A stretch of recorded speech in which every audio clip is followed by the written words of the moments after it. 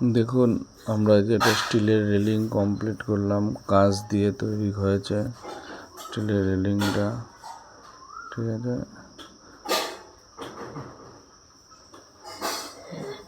এই যেটা আমার ভাইপো,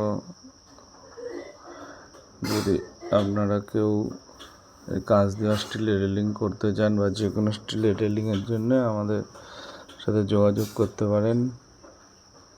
নমস্কার।